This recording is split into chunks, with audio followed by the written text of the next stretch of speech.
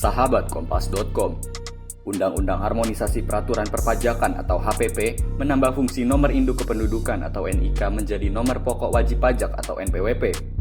Berdasarkan draft RUU HPP, setiap wajib pajak orang pribadi yang telah memenuhi ketentuan peraturan perundang-undangan perpajakan wajib mendaftarkan diri pada kantor Ditjen Pajak. Pendaftaran ini disesuaikan dengan wilayah kerja, meliputi tempat tinggal atau kedudukan wajib pajak tersebut. Direktur Penyuluhan Pelayanan dan Hubungan Masyarakat Ditjen Pajak, Nil Maldrin Nur mengatakan, pemberlakuan NIK menjadi NPWP tidak otomatis membuat pemilik NIK dikenai pajak. Ia mengatakan, pemberlakuan NIK menjadi NPWP pada dasarnya akan memperkuat reformasi administrasi perpajakan yang sedang berlangsung.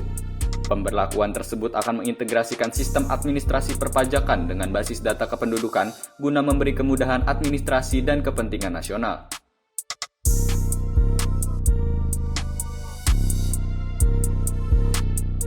Menteri Hukum dan HAM Yasona Laoly mengatakan, kebijakan NIK sebagai NPWP akan memudahkan wajib pajak untuk menjalankan kewajiban pajak mereka.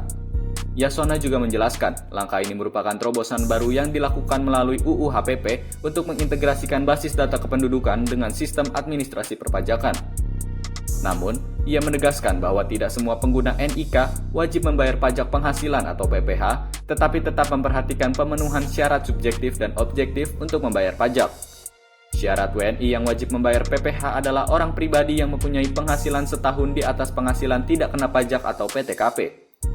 Atau orang pribadi pengusaha yang mempunyai peredaran bruto di atas 500 juta rupiah setahun. Dalam UU HPP, pemerintah menaikkan batas penghasilan kena pajak atau PKP orang pribadi dari 50 juta rupiah menjadi 60 juta rupiah dengan tarif PPH sebesar 5%. Pemerintah juga mengubah tarif dan menambah lapisan pajak penghasilan orang pribadi sebesar 35% untuk PKP di atas 5 miliar rupiah.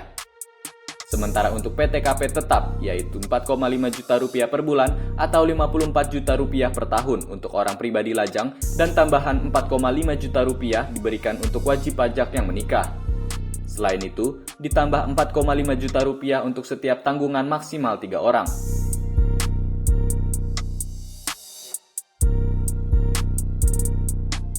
UU HPP dibentuk dengan tujuan meningkatkan pertumbuhan perekonomian yang berkelanjutan dan mendukung percepatan pemulihan ekonomi.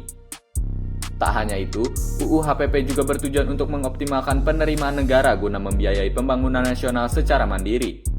UU HPP juga dibuat untuk mewujudkan sistem perpajakan yang lebih adil dan berkepastian hukum, hingga meningkatkan kepatuhan sukarela wajib pajak. Untuk mencapai kebijakan tersebut, UU HPP mengatur kebijakan strategis yang meliputi perubahan pada sejumlah UU terkait perpajakan yang telah ada sebelumnya.